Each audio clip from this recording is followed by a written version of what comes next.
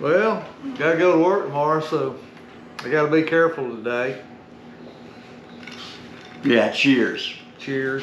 I got a therapy tomorrow, so. You got therapy? Yeah, physical therapy Oh. on my leg. I broke my femur over 2 years ago and had a metal rod inserted. And I said, okay, great, that's it. 8 months later, the metal rod snapped in half. So I had to go back in again, and they removed the metal rod. This was back in early May. Pulled out that metal rod, inserted an antibiotic stent through the bone, and then shots everywhere. This was at Grady Memorial Hospital in Atlanta. That used to be the place you didn't want to go to. Was Grady Well, I Memorial. had a great. But they say it's really turned around. The surgeon I had was, I mean, he was fantastic. He's chief of orthopedic surgery in Emory University at the hospital. So he did my work. After 9 days from when they put in the antibiotics, they kept checking and checking. No infection whatsoever. So third surgery, now they went in there, removed that, cleaned up the bone shards, and put the bone back together again. Screwed the hell out of me. More screwing than I've had in a long time. I guarantee. And then the metal plate, I went back in October, which was 5 months later, and he said the bone's completely healed. So now, this week, I finally started physical therapy. He's the only person I've ever heard of in my life that actually broke a rod that was put in their leg. Well, you gotta know how to do shit. That's what it is. Well. Yeah, I'm his pawn-in-law. Yeah, we got our Christmas presents out here. What'd you have? I've got 12-year-old McAllen. McAllen. Yeah. And then he brought me this for my Christmas present. I almost said birthday. I swear it's the first drop I've had all day. Jameson triple distilled Irish whiskey. And then Erica bought me 4 Roses. Very good bourbon, stuff. and I like that. It's pretty good stuff too. I can safely predict these bottles will not be finished today.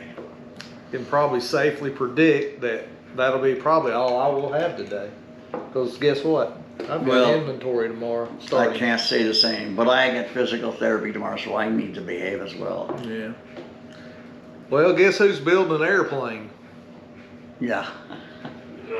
Let's go. I'm building a Zenith 750 cruiser. I was gonna put his build videos on YouTube, but he hasn't been verified yet. Put videos up. Yeah, I'll get verified, and I'll put some of them up there. Yeah. So I'm a sort of a jack of all trades engineer. If it deals with anything that connects the brain to the hands, I do it. Interesting. Yeah. Well, how fast will that Zenith fly? It'll fly at about 120 miles an hour true airspeed.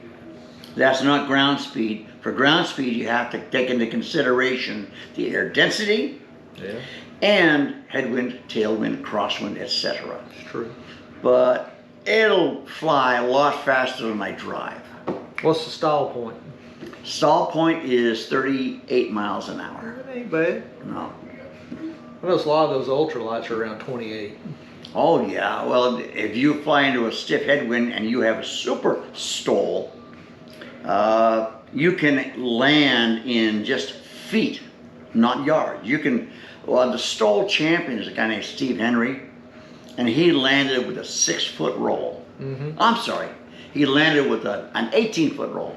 He took off with a 6-foot roll. It's pretty quick. Steve Henry, he's out of Idaho. You know, Cletus McFarland's been trying to do Yes, well, Cletus is in competition head-to-head with Steve Henry. They're good friends. I watched the thing the other day where he was training to how to crash land a helicopter. I wouldn't call it crash landing if you don't crash it. If you lose power, all you do is just switch to auto rotate. Yeah. And it's just I thought that was the neatest thing. Yeah. Never knew that. I figured once that thing quit spinning, it would. Well, But you I gotta be finished quick my about it. Zenith. I finished my 750 Cruiser. The next thing might be building a little helicopter. Mm-hmm. But first I have to put in my own airstrip. That way I can crash close to home. Yeah. Well, at least you got enough people around to get you out. Yeah, yeah. And I've got pretty good neighbors.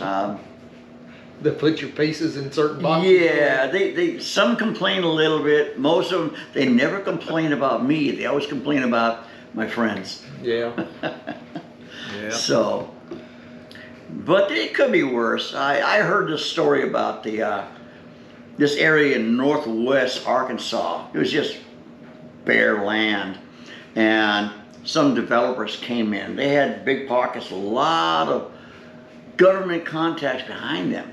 Sound like Yellowstone. Yeah, well, they were going to build a big development, and they got hundreds of millions of dollars, tax dollars, to go in and build this whole little city. Mm-hmm. They had the roads in, all the infrastructure, fiber optic cable. They built a shopping center, restaurants, gas stations, and it was great. All the rich people came in and they're buying the houses.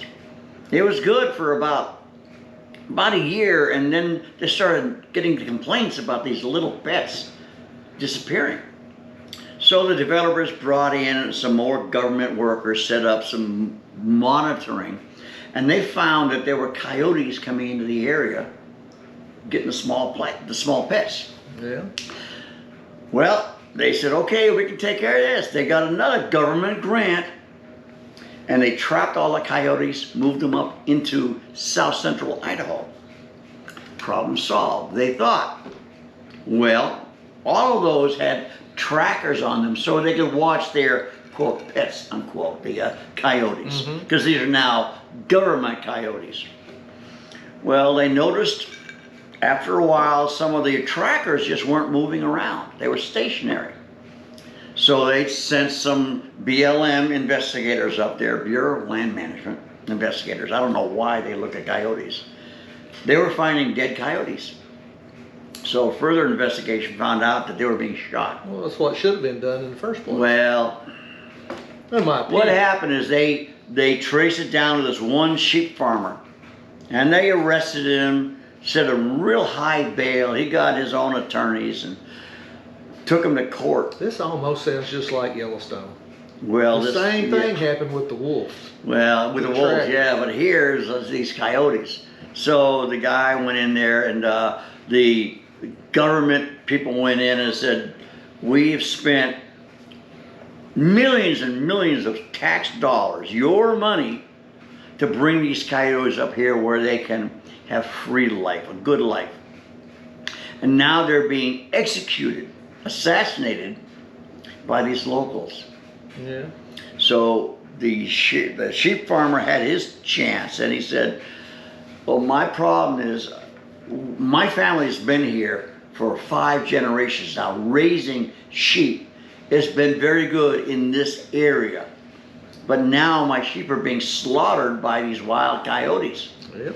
So since no one else will get rid of them, when I find one on my property, I kill them. There you go. Well, the government lawyers, they discussed this with PETA and said, well, we have a solution. What we will do is we will trap these coyotes, and then we will castrate them or spay and neuter them so that they can have a great life. They just can no longer reproduce. And the farmer jumps up and says, Your Honor, they're killing my sheep. Well, I thought you needed I'll that. have to edit that part. You don't have to edit it. Well, bleep it up. Bleep it up. Well, around here we can kill all the coyotes we want. We can where I am too. Yeah, because they shoot them out back. My neighbor, he hunts them all the time. And, yeah. I got a neighbor that I let shoot one on my property years back, and then I gave the dead coyote to another friend that had a taxidermist friend. Yeah. And he had that taxidermist take the coyote's jaws and insert them into a buck deer. Yeah. So now he had a were deer. Only one I've ever seen. Yeah, it'd be a little odd there. Yeah. Yeah. Well, this was not pre-planned. Do it. I'll do it. I'll show building airplanes, and I'll show, what the hell? I got rid of my sawmill. Hey, making booze. Yeah. I can teach you how to make tequila, but here you can't call it tequila because we're not in Tequila, Mexico. No. I can show you how to make some great rum. These are ones that most of these moonshiners, quote unquote, don't do. They do everything with grain. And grain, well, as long as you're over 51%, you can call it bourbon. But really, to be bourbon, it has to be done in Kentucky. Yeah. Now, bourbon is very close to sour mash. But with sour mash, what they do is they take, after they've distilled the spirits, the dregs in that still, they'll take and they'll recoup some of that and add that back into the next batch. Mm-hmm. And that's how they call it soured mash. Yeah.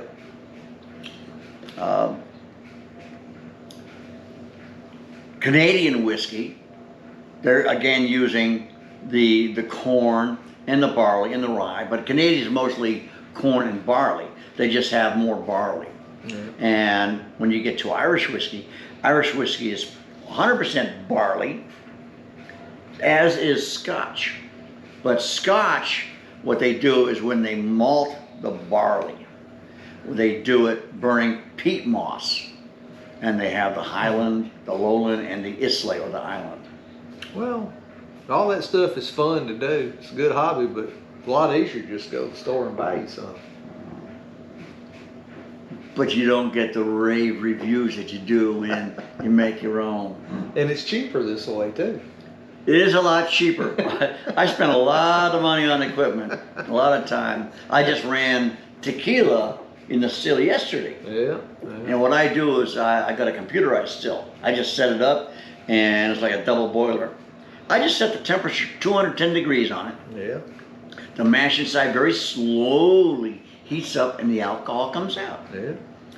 When the alcohol is finally gone, then it just settles down. Yeah. And I go in the next day and turn the heat back off again. The water stays at 210 degrees in the double boiler, and there's no more alcohol. So it's so simple. So he does that, which I know a little bit about it. But I like making beer. Yes. I like making beer. Made some beer. Made some wine. In fact, the wine right now I haven't made is any about wine. ready to be racked. Yeah, I haven't done any of that. Huh. I need to So make what's that. the purpose of this video? There is no purpose. It's just random.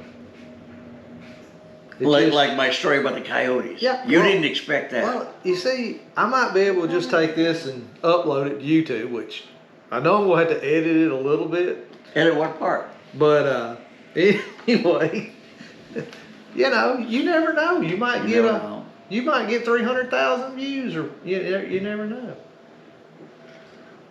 Well, my YouTube channel is Tallow-Tam, if you need to know. There you go. And I haven't got much on. I got some machinery. I've got my widowed wife Yeah, but watching a whale. yeah, It's but Kathy and a whale. those are probably not public. Those are probably unlisted right now. I have no idea. But your burnout and your vets and stuff, one of them, those were public. Okay. The public can see that. Should I make a video on my new vet? Oh, no, that's a basket case right now. You haven't shown your motorcycles. They're parked. Still got the one with the sidecar? I still got the same one with a sidecar. I got my 2020 Ultra Yeah, with that's right. All right. 600 miles on it. So the reason why he got this 2020 Ultra, because his other one needed to be washed, and he didn't want to wash it, so he just bought a new one instead. Yeah. Right? Well, I had the 2008 model. It was the 105th anniversary. Yeah. And it had the Screaming Eagle engine on it with the Vance and Hines exhaust. And when you cracked the throttle, it was like a 45 going off in your eardrum. Yeah. Extremely painful. So it was so damn loud to ride that thing around. And the the loping of that engine at an idle, it just shook the hell out of me. I bought a cup holder, put it on the handlebars, had myself a 7-Up in that, came to a stop, like, let it idle, it threw that 7-Up all over me. You should have had a sippy cup. Well, I got rid of that cup holder after that. But the new bike, oh my God, it's like riding on a pillow. It's so nice. All 600 miles in 4 years. Yeah. Oh well. It's gonna sit there and go to leaking on you if you don't start running it. My femur is healed. My muscles are healing this spring. Yeah. I'm going to wash the dust off that bike and take it for a ride. He didn't tell you he went to Walgreens this morning before he got here and busted his butt in the middle of the store. It was a wet spot. Yeah. Might have hurt his ankle, but he's getting around all right. I think he's gonna live. Yeah, I'll live. Well, I guess that's all we got to talk about today. That's good enough. Good enough. Good enough for you. Good enough. Glad I could introduce myself on his channel. This is what I have to deal with on a daily basis. Used to have a lot more, right? Oh, you're my best son-in-law. Because I'm the only one. Okay.